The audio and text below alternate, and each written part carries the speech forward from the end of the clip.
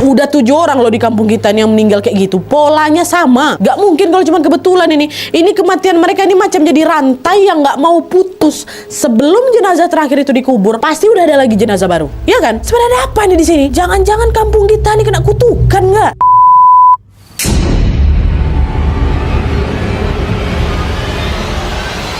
Oke, jadi kisah yang akan aku ceritakan malam ini dikirim sama wak kita yang bernama Sasa dari Sumatera Utara. Halo Sasa. Nah, jadi wak kisah horor ini terjadi pada sekitar tahun 99 sampai tahun 2000 di kampung halamannya Sasa yang kita sebut aja lah nama kampungnya Pulau Salang, wak ya.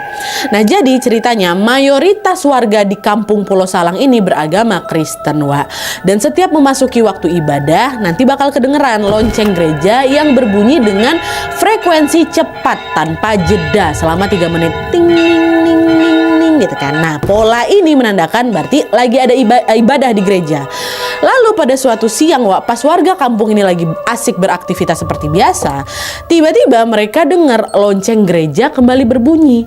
Tapi kali ini pola bunyinya beda, wak, bukan dengan frekuensi cepat tanpa jeda selama 3 menit itu, melainkan dengan frekuensi lebih lambat, berjeda sekian detik dan berlangsung selama kurang lebih 5 menit. Ting, ting, ting gitu. 5 menit kayak gitu. Nah, pas dengar itu orang-orang langsung notice, ini bukan bunyi lonceng tanda ibadah nih, tapi ini tanda kalau ada yang meninggal. Siapa warga yang meninggal? Warga pun mulai ramai kan mencari tahu tentang hal itu. Sampai akhirnya mereka dapat info, wak, kalau yang meninggal ini adalah tetangga kampung mereka yang namanya Pak Togar. Ini semua nama-nama samaran ya, wak ya. Nah, pas tahu kalau Pak Togar ini meninggal dunia, beberapa warga yang lain pun nggak percaya di situ. Ya Tuhan, Pak Togar meninggal. Padahal tadi malam masih ketemu loh sama aku. Pak Togar masih kelihatan baik-baik aja, kata mereka. Iya Pak, saya juga ketemu sama Pak Togar, nggak ada sakit-sakitnya. Kok meninggalnya mendadak kali? Terus ada warga yang nyaut, Pak, katanya sakit jantung Pak. Tadi pagi sepulang dari ngantar anaknya ke sekolah, Pak Togar ini sempat balik tidur. Tapi pas mau dibangunin buat makan, ternyata Pak Togar udah nggak bernapas, Pak, kata warga yang tahu ini. Dah tuh warga pun segeralah berangkat ke rumah duka untuk melayat. Sesuai tradisi di sana, Nat, kata Sasa, biasanya orang yang meninggal ini akan dimakamkan paling lambat 3 hari kemudian, wak. Jadi misalnya Pak Togar ini meninggal di hari Senin, maka jasadnya ini akan dimakamkan di hari Rabu. Tradisinya memang seperti itu. Nah, dari hari pertama sampai hari ketiga, wak, sebenarnya warga itu udah boleh tuh melayat ke rumah duka ini. Tapi biasanya yang paling ramai itu, Nat, kata Sasa ya, yang paling ramai itu tuh di hari ketiga nih lah, di hari terakhir, karena di hari itu para keluarga besar almarhum udah pada kumpul semua di sana, wak, untuk hadirin pemakaman. Dan selain itu, para tetangga yang berhalangan melayat di hari pertama atau hari kedua juga akan datangnya di hari ketiga. Nah, kebetulan keluarganya aku, Nat, keluarga Sasa wawak kita ini juga datang melayatnya di hari ketiga. Dan pas mereka sampai di rumah duka, mereka ngelihat lah peti matinya Pak Togar sudah dipindahkan ke depan rumah. Lalu sore harinya pas mereka mau membawa jasadnya Pak Togar ini ke pemakaman untuk dimakamkan, tiba-tiba lonceng gereja kembali berbunyi, wak, yang menandakan ada yang meninggal. Pelan, pola itulah. Kagetlah orang, loh, ada yang meninggal lagi. Siapa? Ini warga lagi mau nganterin Pak Togar nih. Warga yang masih kumpul di rumah Pak Togar tuh mulailah ramai nih mempertanyakan siapa meninggal, siapa meninggal. Sampai akhirnya beberapa dari mereka bilang, Bapak Ibu semuanya tolong tenang ya. Ayo kita selesaikan dulu pemakaman Pak Togar ini dulu. Baru nanti kita cari informasi tentang siapa yang barusan meninggal. Kata warga di sana, ya harus fokus ke Pak Togar dulu kan. Udah lah tuh. Proses pemakaman Pak Togar pun kembali dilanjutkan, wak. Waktu itu ternyata nggak semua orang nih yang ikut ke kuburannya Pak Togar. Adalah beberapa dari mereka memilih untuk mencari tahu informasi tentang siapa nih yang barusan meninggal gitu kan. Sampai akhirnya diketahui lah, wak, kalau yang meninggal itu adalah Pak Gultom, salah satu warga di kampung mereka juga. Nah, berdasarkan kesaksian pihak keluarga, wak, katanya si Pak Gultom ini hari itu lagi berbaring di kursi panjang dalam rumahnya. Lalu pas Pak Gultom ini dibangunkan sama anaknya, barulah ketahuan kalau Pak Gultom udah nggak bernapas, meninggal kayak gitu aja, wak. Nah, mendengar info itu sama seperti Pak Togar tadi, wak, warga kaget semua. Hah? Pak Gultom? Pada nggak percaya semua, wak. Kenapa? Karena baru tadi siang mereka masih ngeliat Pak Gultom melayat ke rumahnya Pak Togar. Terus Pak Gultom ini izin pulang duluan karena dia memang nggak mau ikut ke makam, wak. Nah, dia balik sorenya meninggal. Meninggalnya emang semendadak itu, wak. Tadi siang masih ketemu, sorenya udah nggak ada gitu loh.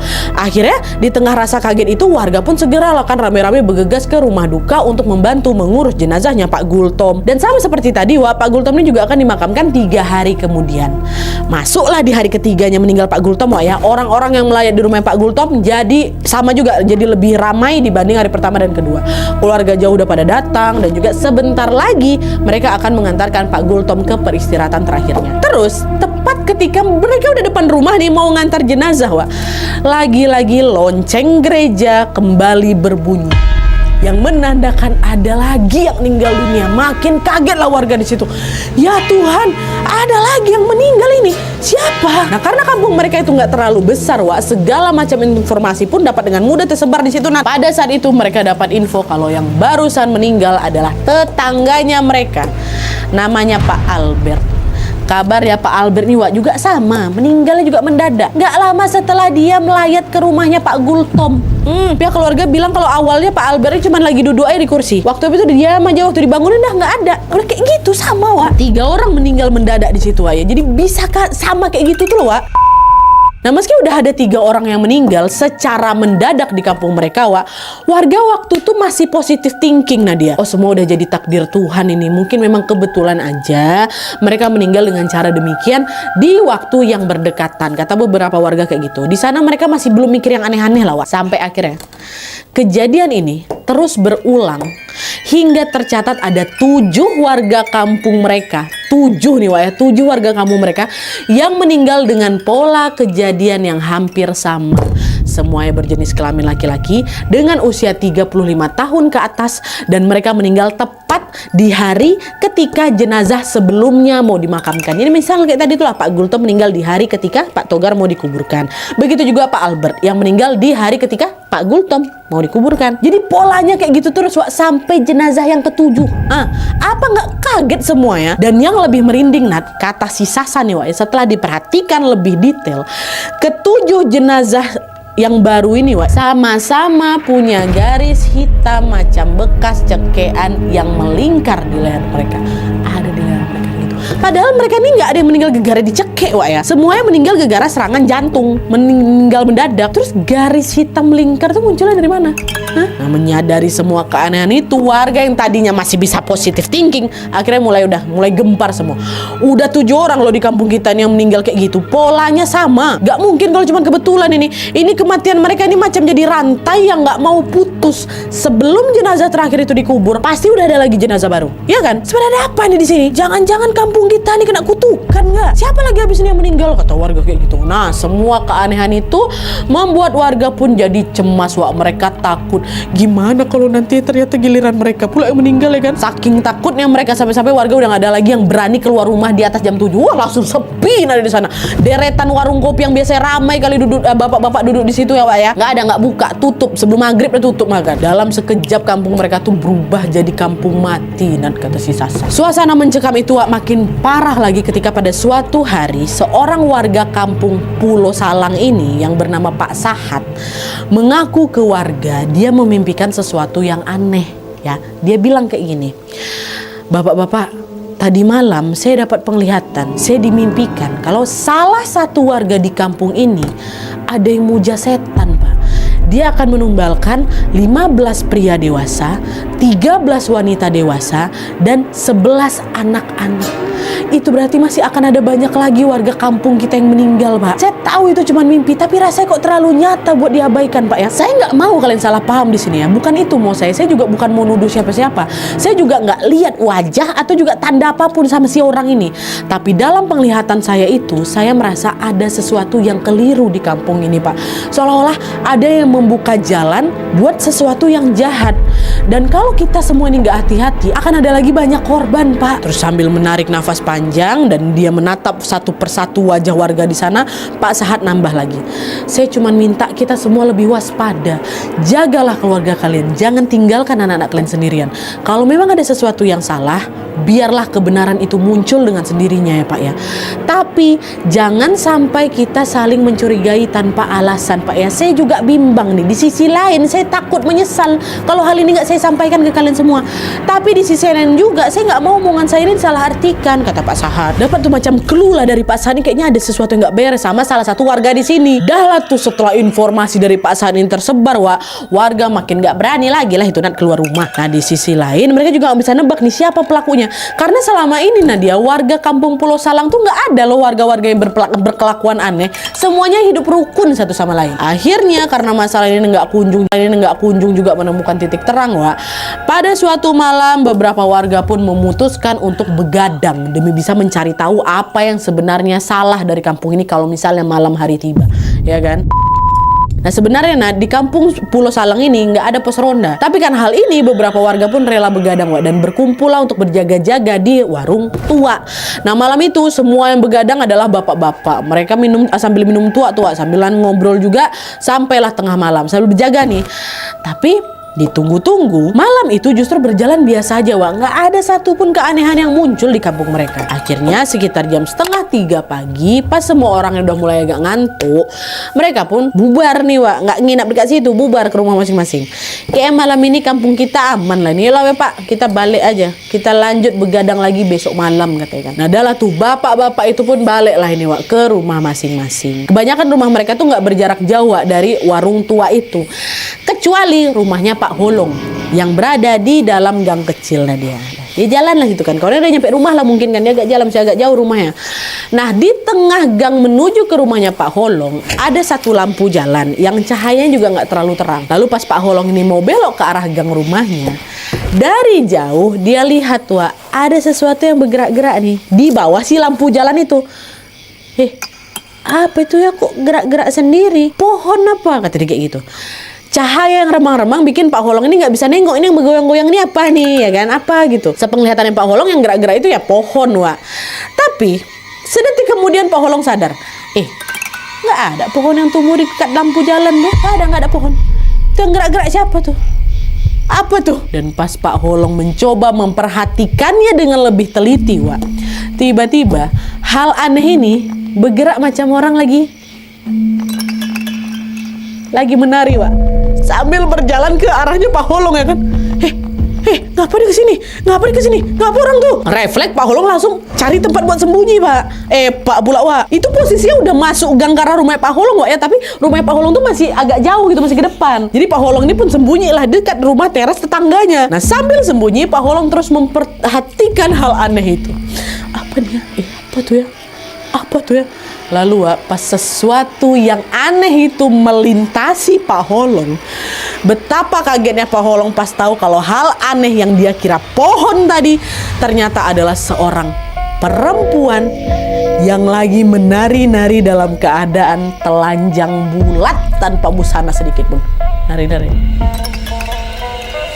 Karena cahayanya redup, Pak Holong nggak bisa nengok ini. Siapa nih? Wajah perempuan tuh nggak bisa, Wak. Tapi yang pasti si perempuan itu berambut ikal, panjang rambutnya sebahu, dan sebagian rambutnya menutupi mukanya. Dan kayaknya dia udah agak tua, Wak. Kayak gitu deh, jalan-jalan. Dan terus dia berjalan sambil kedua tangannya mengayun. Jadi kedua tangannya itu sejajar di dada, Wak. Telapak tangannya menghadap ke bawah, lalu kedua tangannya naik turun gini, pelan-pelan nih, macam ombak gitu loh. Dan dia terus mengulangi gerakan itu sambil badannya berputar-putar. Terus kaki ya dihentak-hentak. Bayangkan, Wak, jalan dia ngelintas ke Pak Holong tuh, kayak gitu. Tapi posisi ya dari lampu jalan, lewatin mana Holong, itu terus nari. Kayak gitu tadi posisinya. Dia nggak sadar nih kalau diam-diam Pak Holong lagi nengokin dia. Kan Pak Holong sembunyi kan, Wak. Apa tuh? Ya Tuhan, apa tuh? Awalnya Pak Holong sempat nggak percaya, Wak, dengan apa dia tengok. Itu betulan perempuan, apa jangan-jangan aku halu nih? Gara kan dia habis minum tua kan. Tapi aku nggak mungkin salah lihat, aku nggak mabuk kok ini. Memang nggak mabuk Pak Holong ini, Wak. Dia minumnya tapi dia nggak begitu mabuk lah gitu. Tapi siapa perempuan tuh ya? Masa di salah satu warga di sini, ngapa pula dia kayak gitu? Keluar sendirian jam 2:30 pagi sambil nari-nari, nggak pakai baju sama sekali pula. Aneh kali kelakuannya kan. Ini udah nggak betul nih, kata Pak Holong kayak gitu kan, Wak. Nah karena penasaran dengan perempuan itu, Pak Holong sempat, Wak, berniat untuk diam-diam ngikutin dia dari belakang. Ini kan udah lewat nih. Ikutin apa dia ya? Dia masih itu jalan tuh. Ngentak-ngentak kaki kayak gitu, Wak. Pak Holong pengen tahu dia nih siapa dan dia mau kemana. Biar dia tahu nih siapa, ya kan. Tapi gara-gara Pak Holong waktu itu cuma sendiri, Wak, nggak berani dia ciut juga dia.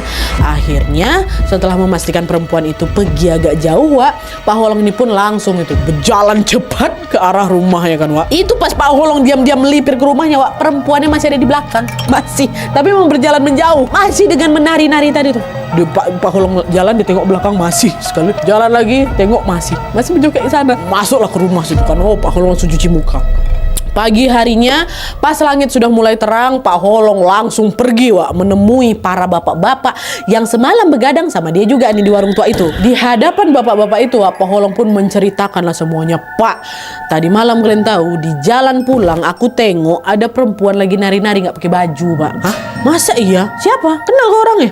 Itulah dia, saya nggak sempat nengok wajahnya. Tapi karena dia berkeliaran di kampung kita, besar kemungkinan dia tuh pasti salah satu warga di sini. Aneh kan, Pak? Nggak pernah kita nengok kayak gitu kan? Apa ada hubungannya nih, Pak, ya sama apa yang terjadi sama desa kita nih? Nggak lazim loh itu, Pak. Tapi siapa ya? Ya udah, daripada kita asal nebak karena salah satu warga di situ. Daripada kita asal nebak, sebaik kita lapor aja nih ke Opung. Jadi Opung itu dia kakek kan untuk istilah Sumatera Utara. Cuman di sana itu panggilan juga untuk tetua di kampung mereka dipanggil Opung.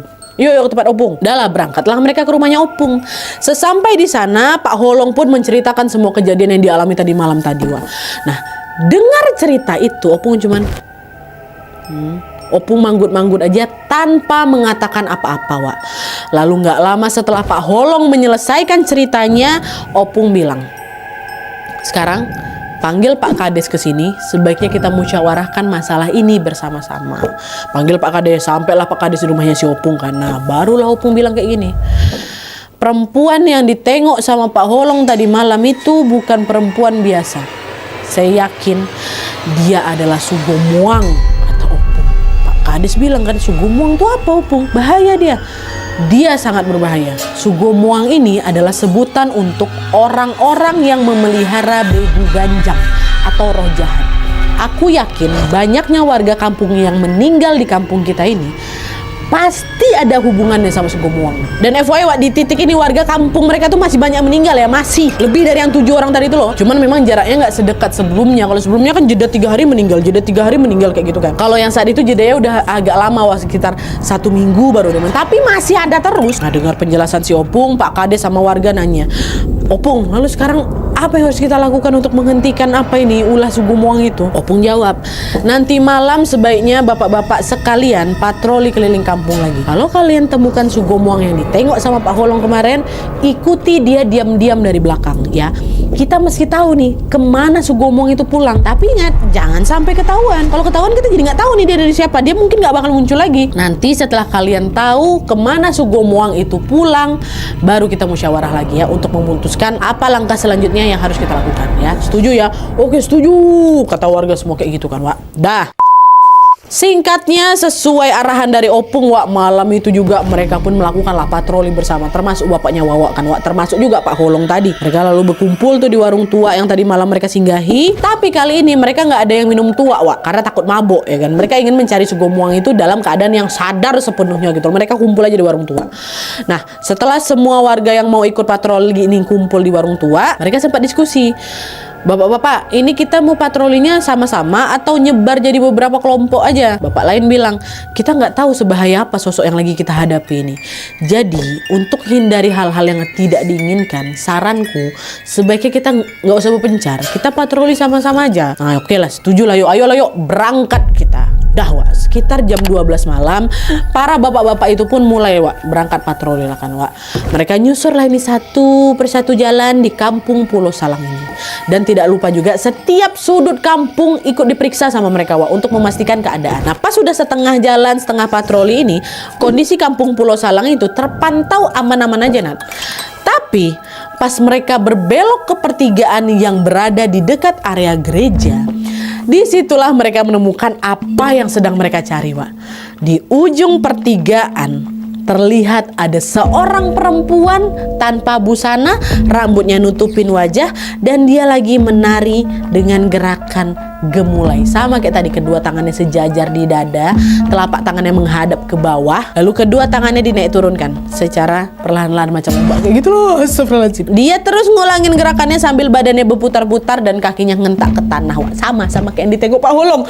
Lalu selangkah demi selangkah terlihat dia berjalan menjauh dari arah bapak-bapak yang lagi patroli itu. Jadi waktu ketahuan, Wak, dia memang lagi membelakangi bapak-bapak nih. Nah, nengok perempuan itu, Wak, rasanya Pak Holong sama bapak aku Nadia, ya Allah, itu macam mau teriak, syok mereka, Wak. Nengok kayak gitu. Itu dia cuman nih. Tapi untungnya mereka langsung ingat pesan Opung, jangan sampai ketahuan. Udah ikuti aja perempuan itu diam-diam dari belakang ya kan. Dah lah tuh, akhirnya dengan langkah mengendap-endap Pak Holong dan kawan-kawan itu mengikutilah kemana si perempuan itu pergi, Wak. Tuh, udah Pak, ikutin. Di sisi lain, perempuan itu masih asik berjalan. Dia nggak tahu dia di belakang lagi diikutin nggak.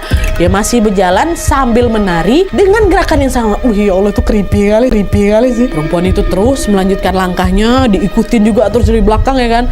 Sampai akhirnya dia berhenti lah, Wak. Berhenti dan masuk ke sebuah rumah. Pemilik rumah yang lagi dimasukin sama si Gomuang ini bukanlah orang asing bagi Pak Holong, Bapak Wawa dan juga teman-temannya. Mereka adalah tetangga kampung yang bernama Pak Bonar dan Bu Mariana. Pak Bonar ini bekerja sebagai guru SMP, sedangkan Bu Mariana adalah seorang tukang urut. Mereka punya 5 orang anak, yang salah satunya itu juga kawannya Wawa, kawannya Sasa. Selama ini, Wak, keluarga Pak Bonar itu dikenal sederhana. Mereka nggak pernah neko-neko Nadia.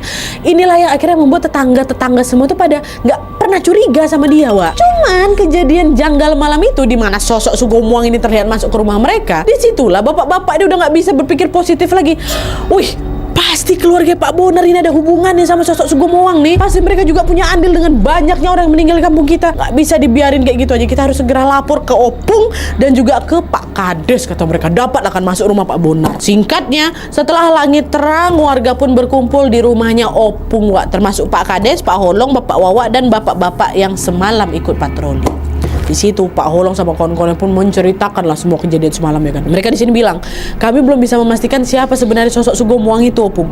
Tapi karena dia masuknya ke rumahnya Pak Bonar sama Bu Mariana, besar kemungkinan sosok Sugomuang itu itulah Bu Mariana berarti. Siapa nih yang harus kita lakukan sekarang? Dengar laporan itu, beberapa warga ini nyeletuk, udahlah kita langsung tangkap aja mereka. Kan udah jelas itu Sugomuangnya itu masuk ke rumah mereka, berhenti di rumah mereka. Pasti mereka itu pelakunya. Yang lain nyaut lagi, iya weh setuju, udahlah kita tangkap aja mereka. Dan dalam sekejap suasana musyawarah itu pun langsung memanas, Nadia, chaos. Warga yang geram dengan semua kejadian di kampung mereka ini pun pengen langsung nangkap Pak Bonar sama Bu Mariana saat itu juga, Wak. Tapi di sini, Wak, Opung sama Pak Kades nggak setuju sama rencana itu. Mereka pun berusaha untuk menenangkan warga yang mulai tersulut emosi nih. Udah Pak, bapak-bapak tenang dulu semua. Sebisa mungkin kita harus menyelesaikan masalah ini tanpa keributan ya. Terus apa solusinya nih Pak? Kalau mereka nggak segera ditangkap, takut dia kabur nanti. Atau malah jadi makin banyak lagi korban berjatuhan. Udah emosi kali warga di situ, Wak. Nah di situ Opung sama Pak Kades pun ngajak warga untuk memikirkan solusi yang lain dulu. Sampai akhirnya diputuskanlah bahwa mulai nanti malam mereka akan secara bergiliran melakukan patroli lagi keliling desa. Ini kita belum ada bukti apa-apa, bisa jadi Sugomong ya memang masuk ke rumah masing-masing warga. Cuman apesnya malam itu masuk ke tempat Pak Bonar. Jadi warga mikirnya itu Pak Bonar. Kita tengok dulu, jangan nggak cukup 1 hari kita observasi. Enggak Pak, udah pasti itu. Mana Pak Bonar aja nggak ikut patroli di sini. Takut dia itu. Pokok ada yang tersulut emosinya, ada yang terhasut sama omongan yang satunya kayak gitulah, Wak. Tapi udah enggak, itu keputusan saya. Kita coba patroli lagi. Di situ, Wak, bapak-bapak sama anak muda di sana dilibatkan dalam kegiatan ini kan. Nantinya saat patroli yang kedua ini di setiap perempatan pertigaan dan di depan gang-gang kecil akan dijaga 2-3 orang. Sementara para ibu dan anak-anak diminta untuk berdiam diri di rumah, jangan keluar sama sekali. Udahlah tuh. Sampai di sini mungkin ada di antara kalian nanya kan, kenapa Pak Bonar sama Bu Marian itu nggak langsung ditangkap aja, Nat? Kenapa solusinya cuma sekedar patroli lagi? Terus kalau udah patroli dan mereka ketemu nih, misalnya nih sama sosok Sugomuang itu, sosok ini mau diapain? Mau dibiarin kayak gitu aja apa gimana? Nah jadi Wak, Pak Kades sama Pak Opung ini menduga kalau mungkin sosok Sugomuang itu bebas berkeliaran setiap malam karena mereka nganggap kondisi kampung itu kan betul-betul sepi kan. Macam yang aku bilang tadi, sejak ada banyak warga kampung yang meninggal secara tiba-tiba kan mereka jadi nggak berani keluar nih. Makanya Pak Kades sama Opung ini mau membuat suasana kampung itu kembali ramai lagi dengan adanya patroli. Barangkali patroli ini bisa ngebikin si sosok Sugomuang itu terganggu dan dia ngerasa nggak aman untuk keluar dan akhirnya nggak berkeliaran lagi dan akhirnya nggak jatuh korban lagi gitu. Maksudnya mereka kayak gitu, Wak. Dah lah tuh, akhirnya singkatnya patroli pun dimulai, Wak. Di malam pertama, kedua, dan ketiga terpantau masih aman-aman aja nih.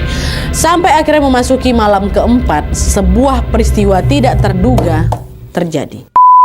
Nah jadi Wak, Pada malam itu, ada beberapa pemuda yang lagi berjaga-jaga di pertigaan yang dekat dari rumahnya Pak Dame. Ini salah satu warga kampung mereka, Wak, ya. Lalu sekitar jam 1 malam, tiba-tiba kedengeran ada suara orang teriak yang ngelengking dari dalam rumahnya Pak Dame. Tolong! Gak tahu suara ini kan. Suaranya kencang lagi, Wak. Spontan pemuda-pemuda yang ada di sana langsung berlari lah kan, ngampirin rumahnya Pak Dame. Pak, kenapa, Pak? Nah, malam itu, Wak, bukan giliran Pak Dame buat ikut patroli. Jatahnya Pak Dame di malam sebelumnya. Jadi Pak Dame ada di rumah tuh. Dia sama istrinya sama 3 orang anaknya. Kak Ana, Bang Dorman sama Willy. Nama 3 anak kan. Pak, kenapa? Gak lama dibuka lah ini pintu tuh, yang keluar Kak Ana. Panik Kak Ana.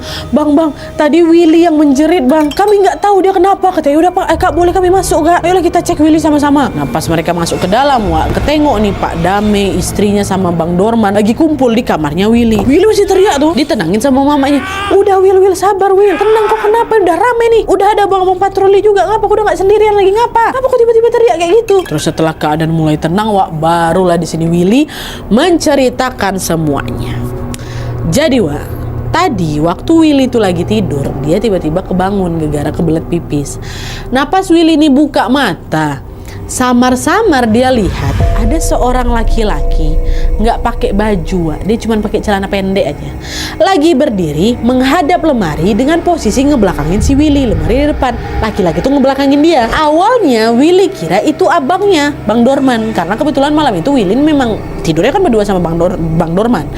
Tapi pas Willy noleh ke samping, Willy tengok Bang Dorman masih tidur sebelah dia. Nah, itu laki-laki itu siapa? Pak Dame apa bapak si Willy? Bapak aku apa ini? Nah, pas Willy perhatikan laki-laki itu, Wak, di cahaya remang-remang kamarnya dengan teliti, Willy tahu kalau perawakan laki-laki itu nggak ada sama sekali perawakan bapakku. Dan bapak aku tuh tidur di kamar sebelah. Ini bukan bapak aku nih, bukan. Nah, sadar kalau laki-laki itu adalah orang asing, Willy dicubit nih tangan Bang Dome kan, biar bangun bang gitu kan. Udah dicubit berkali-kali nggak bangun juga Bang Dorman nih, Wak. Willy cuma bisa diam memperhatikan gerak-gerik si laki-laki misterius itu. Nah, di sisi lain, kedua tangan laki-laki ini terlihat lagi meraba bagian dalamnya lemari, macam lagi nyari sesuatu, Wak. Sedangkan posisi badan yang masih sama, Wak, ya, berdiri membelakangi si Willy. Kejadian berlangsung selama beberapa menit lah, Wak. Sampai akhirnya laki-laki itu seolah sadar kalau dia lagi diperhatikan dari belakang. Kedua tangannya kan lagi nih. Berhenti ngeraba tuh, ya, ngeraba kan dia ngeraba lemari ya, bukan meriksa lemari.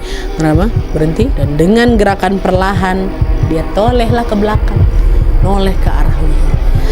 Dan pas beradu tatap sama Willy, Wak, Willy kaget bukan main pas dia tahu kalau ternyata kedua mata laki-laki itu mirip sama kucing.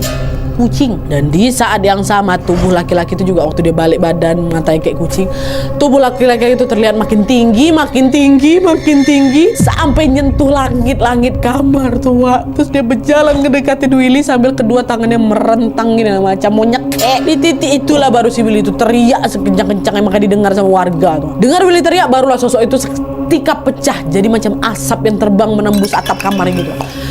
Itu yang ditengok sama si Willy. Willy menceritakan kejadian menyeramkan itu dengan badan gemetar ke mereka semua yang di sana. Lalu pas orang-orang lagi berusaha menenangkan Willy sama dengar ceritanya juga nih, Wak, ya, tiba-tiba kedengar lagi nih suara teriakan tapi dari luar. Weh, itu dia, kejar, kata warga di luar. Dan teriakan itu juga diiringi sama suara tiang listrik yang dipukul-pukul tuh, Wak. Sebagai pertanda lagi ada sesuatu nih gitu kan. Tolong, itu dia gitu. Suasana malam yang sepi itu pula berubah ramai Nadia. Semua orang terbangun termasuk aku, kata si Sasa. Bangun semua langsung berlarian juga keluar untuk mencari tahu apa yang sebenarnya terjadi malam itu, ya kan. Dengar keramaian itu, para pemuda yang tadinya masuk ke rumahnya Pak Dame juga ikutan lari keluar, Wak. Awalnya mereka pikir orang-orang yang lagi patroli itu berhasil nemuin Sugawang dong harusnya, ya kan. Itu dia, ayo kejar dia, pasti Sugawang. Tapi pas mereka ngecek keluar, Wak, ternyata warga ini lagi ngapain? Lagi kejar kucing. Bingung lah mereka yang nggak tahu apa-apa nih kan, bingung. Ngapa pula kucing tuh kok sampai dikejar-kejar? Nah, ini berdasarkan informasi dari pemuda lain yang juga lagi patroli di luar, Wak. Katanya tadi pas ada rame-rame di rumahnya Pak Dame, di saat yang sama mereka juga lihat ada kucing yang tiba-tiba muncul di atap rumahnya Pak Dame. Nah, kucing itu lompat-lompat, Wak, dari satu atap ke atap yang lain. Cuman di situ warga di luar masih cuek aja nih, karena kan ya udah itu kucing liar aja gitu kan. Tapi pas kucingnya turun ke tanah, barulah mereka sadar ukuran kucing tuh jauh lebih besar dari biasanya, Wak. Dan pas kucing itu menoleh menatap mereka, mata kucing itu mirip mata manusia. Aneh kan? Tadi di dalam rumahnya Pak Dame ada laki-laki misterius matanya kucing. Terus di luar rumahnya Pak Dame ada kucing matanya manusia. Itu kucing tuh kucing siapa? Kucing betulan apa kucing jelmaan laki-laki yang tadi ditengok sama si Willy itu? Namanya Dede nggak bersih itu, makanya orang-orang yang lagi patroli itu langsung teriak, tangkap dia, tangkap dia. Langsung dikejar sama mereka. Kucing itu juga berlari. Dikejar sama warga kan, Wak. Dikejar terus sampai akhirnya kucing aneh itu terlihat menghilang di depan rumah Pak Bonar dan Bu Mariana. Di situ juga. Setelah kejadian kucing aneh itu, warga apa nggak makin curiga sama Pak Bonar dan Bu Mariana kan, Wak? Gimana enggak nih? Kemarin Sugomwang itu berhenti dekat rumah mereka, masuk bahkan ke rumah mereka. Sekarang si kucing aneh tadi juga sama-sama berhenti dekat rumah mereka. Ada 2 kejadian loh ini. Nggak mungkin cuma kebetulan aja ya kan? Kata warga kayak gitu. Akhirnya didorong oleh rasa curiga itu, Wak, siang hari mereka langsung berbondong-bondong datang ke rumah Kades sama Opung dulu. Mereka mendesak Pak Kades sama Opung untuk segera mengambil tindakan tegas. Ini kalian mau ngambil atau kami gitu. Temuilah Pak Bonar sama Bu Mariana sekarang, Pak. Warga ini pada emosi semua, Wak. Mereka udah nggak mau lagi pakai cara halus. Kalau perlu digrebek aja bisa. Nah, melihat warga udah mulai ngamuk, akhirnya Pak Kades sama Opung pun udah nggak ada pilihan lain di situ, Wak. Mereka pun bilang lah, bapak-bapak, ibu-ibu mohon tenang. Kami semua memahami bahwa kejadian ini bukan hal sepele dan memang sudah sepatutnya ditindaklanjuti dengan serius. Oke, sebentar lagi kita akan mendatangi rumahnya Pak Bonar dan Bu Mariana untuk minta penjelasan dari mereka. Tapi satu hal yang harus diingat, jangan pakai kekerasan, jangan main hakim sendiri ya. Sebisa mungkin kita harus menangani masalah ini dengan kepala dingin. Biar Opung, Kades, dan beberapa warga aja yang nanti ngobrol sama mereka berdua. Nah, adalah tuh singkatnya, Pak Kades, Opung, dan warga pun beramai-ramai lah tuh datang nih ke rumahnya Pak Bonar ya kan. Mereka ketok pintu rumahnya, misi Pak Bonar, Bu Mariana, buka pintunya, kata mereka. Hening, Wak, nggak ada yang jawab dari dalam. Mereka ketok lagi, Pak, Bu, permisi, Bu, ada orang nggak nih di dalam gitu. Masih juga tetap hening, Wak, nggak ada jawaban kan. Nah, di situ beberapa warga yang dari tadi kesal ini, Wak, yang tadinya mereka masih mau tertib ngikutin sarannya Kades sama Opung tuh, lama-kelamaan emosi lagi. Dan akhirnya karena Pak Bonar sama Bu Maria ini nggak juga keluar, warga pun nekat didobrak paksalah pintu rumah mereka, Wak. Oh, didobrak nih. Dan pas pintu itu terbuka, ternyata rumah itu udah kosong. Pak Bonar, Bu Mariana, sama kelima anaknya udah nggak ada di situ. Entah pergi kemana mereka, Wak. Nengok rumah tuh kosong, makin jadi lagi emosi warga kan. Langsung digeledah rumah tuh, semua ruangan digeledah sama mereka. Sekilas rumah tuh juga terlihat normal-normal aja, Wak, macam rumah pada umumnya. Sampai akhirnya mereka menemukan ada satu ruangan yang terkunci, Wak. Ruangan itu ada di paling belakang, bersebelahan sama dapur. Dan karena ruangan itu dirasa mencurigakan, tanpa menunggu aba-aba dari Kades dan juga Opung, Wak, warga pun langsung mendobrak si pintu itu kan, congkel sama mereka. Dan setelah pintu itu terbuka, akhirnya kelihatan kalau ruangan itu mirip ruangan ritual yang di dalamnya ada buah jeruk purut yang menancap di jarum, ada tulang belulang berbentuk ular, ada boneka-boneka dari kain perca yang menyerupai manusia, dan ada sebuah buku misterius yang tergeletak gitu aja di lantai. Warga langsung ambillah buku itu kan, Wak, ditengoklah isinya. Pas mereka baca setiap halaman, Wak, langsung menangis warga di situ. Ada yang nangis, ada yang shock, ada yang marah, ada yang merinding. Kenapa? Kalian tahu kenapa? Di dalam buku itu tertulis nama-nama warga kampung yang sudah meninggal dunia. Semuanya ditulis urut dari orang pertama yang meninggal sampai orang terakhir, dan berlanjut ke nama-nama yang ditargetkan akan meninggal selanjutnya. Nama yang masih hidup juga disebut. Dan itu berurutan, Wak. Memang betul sesuai dengan urutan yang meninggal di sana. Di situ mereka menganggap dugaan mereka benar. Mereka menduga Pak Bonar sama Bu Mariana lagi memperdalam ilmu hitam, dan mereka menumbalkan orang-orang yang namanya tertulis di dalam buku itu. Jadi setiap berhasil menumbalkan satu orang tuh udah ada tuh tanda silang di samping nama orang tua. Tapi itu satu list ya, satu list yang nggak terputus. Jadi terserah setelah nama bapak ini ada bapak ini, terus ada bapak yang belum meninggal gitu. Dan tanda silang itu memang betul di tanda bapak terakhir meninggal, Wak. Nah, tanda silang ini menunjukkan bahwa misi sudah terpenuhi dan siap berlanjut ke misi selanjutnya gitu. Dan pas mereka perhatikan semua nama di dalam daftar itu, mereka makin marah lagi waktu melihat nama pertama. Kalian pikir Pak Togar yang ceritanya paling pertama kali ku ceritakan? No, bukan. Nama pertama di buku itu adalah Pak Suhol. Pak Suhol ini orang yang sudah meninggal 6 tahun yang lalu, jauh sebelum warga ini sadar ada yang aneh sama kampung mereka. 6 tahun yang lalu. Itu berarti apa? Praktek ilmu hitam yang ditekuni sama Pak Bonar sama Bu Maria ini sudah berlangsung dari lama, Wak. Setidaknya sejak 6 tahun yang lalu. Itulah Pak Suhol. Mengetahui kalau namanya Pak Suhol ada di situ, keluarganya betul-betul terpukul kali, Wak. Mereka kira waktu itu Pak Suhol ini meninggal karena sakit biasa aja, memang mendadak juga, Wak. Cuma mungkin serangan jantung gitu kan.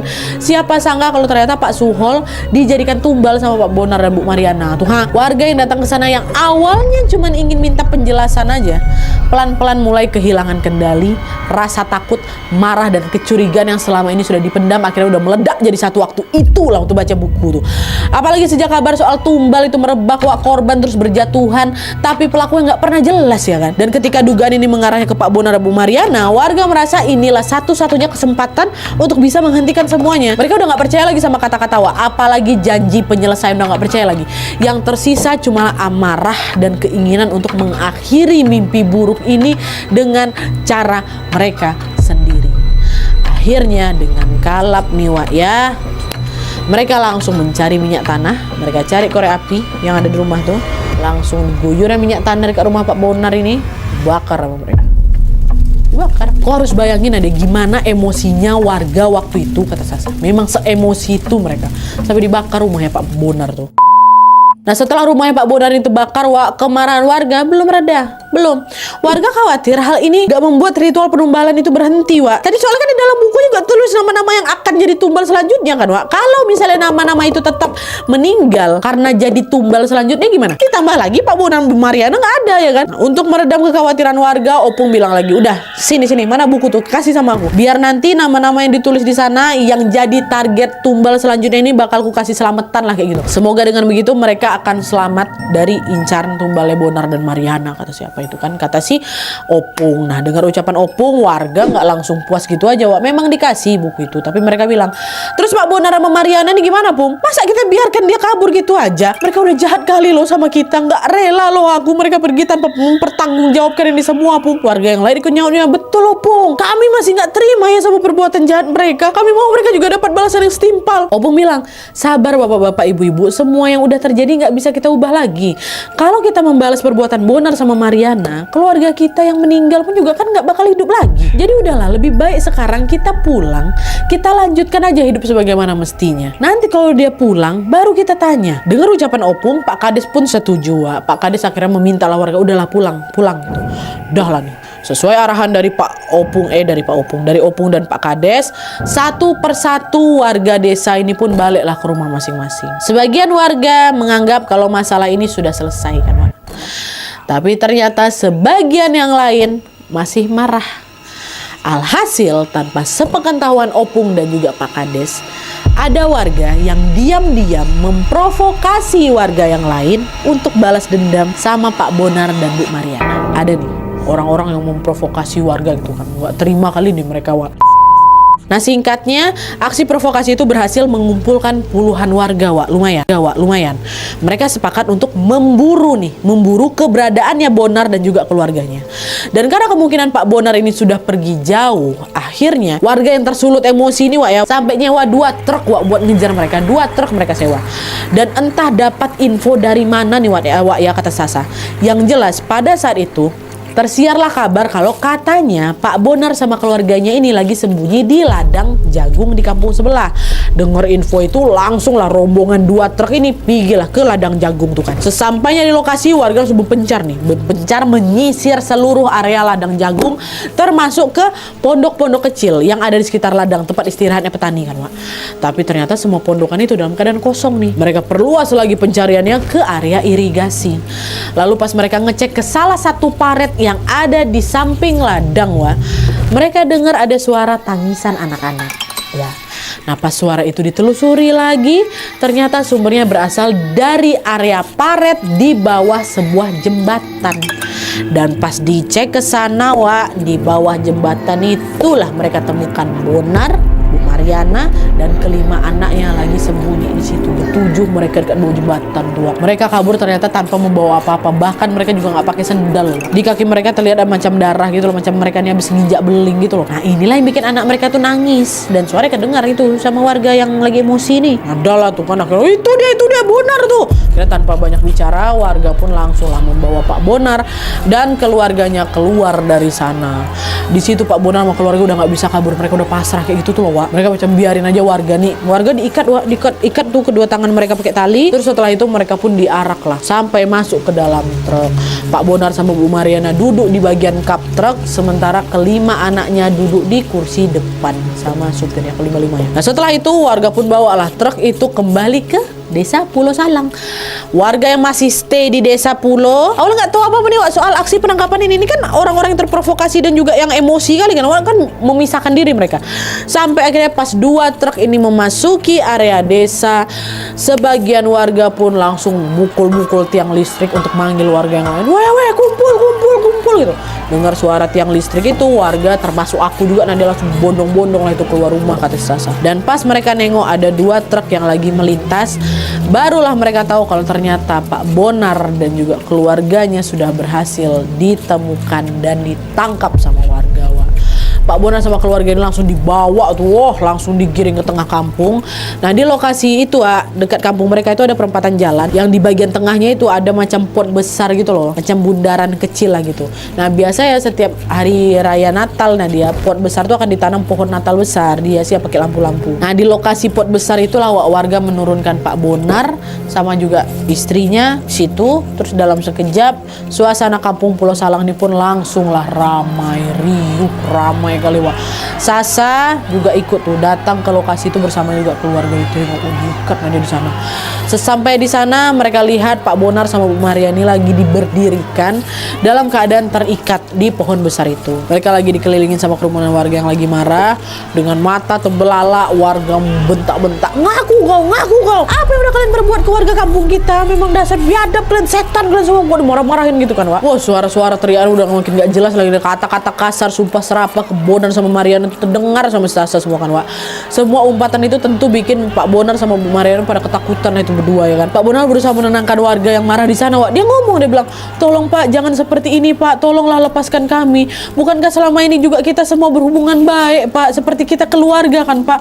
Maafkanlah kami hilaf Pak, kata dia kayak gitu. Wow, ngaku juga kok kan, hilaf kok bilang selama ini kita berhubungan baik macam keluarga. Itu kok bilang, emang nggak tahu malu kok ya. Mana ada keluarga yang tega numbalkan keluarganya sendiri, ha? Kalau bukan karena ketahuan sama kami ya, pasti kalian masih akan juga ngelanjutin perbuatan jahat kalian itu kan. Mau berapa banyak lagi orang yang kalian habisin, ha? Kami nggak punya pilihan lain Pak, udahlah Pak, tolonglah Pak, maafkan kami. Digitukan sama mereka berdua, Wak. Nah di titik itu kemarahan warga udah betul-betul memuncak kali, Wak. Udah puncak kali. Ada nih orang langsung memulai aksi kekerasan, Wak.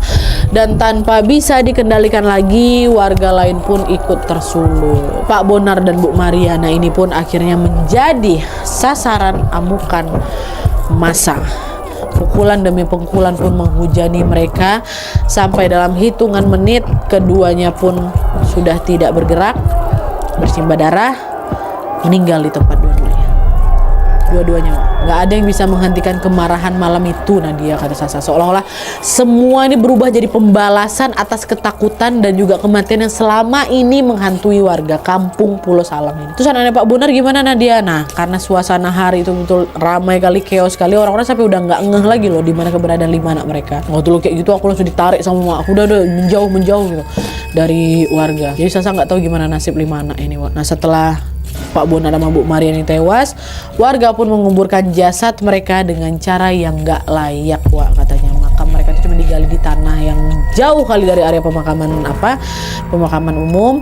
Terus jasad mereka dimasukkan aja, kata keluarga di sana ya, dimasukkan ke dalam satu liang lahat yang sama, Wak. Gitu. Jadi gitulah akhir hidup dari seorang Pak Bonar dan Bu Mariana. Tragis ya. Oke, Wak, jadi itu tadi pengalaman horor yang terjadi di Kampung Pulau Salang, kampung samarannya si Wawa ini. Meski kejadian ini sudah terjadi puluhan tahun yang lalu ya, Wak, kata Sasa, kejadian itu masih sangat membekas di benaknya aku dan juga warga lainnya. Dalam hal ini Sasa bilang kalau dia pun sangat-sangat tidak membenarkan perbuatan warga yang main hakim sendiri, Wak.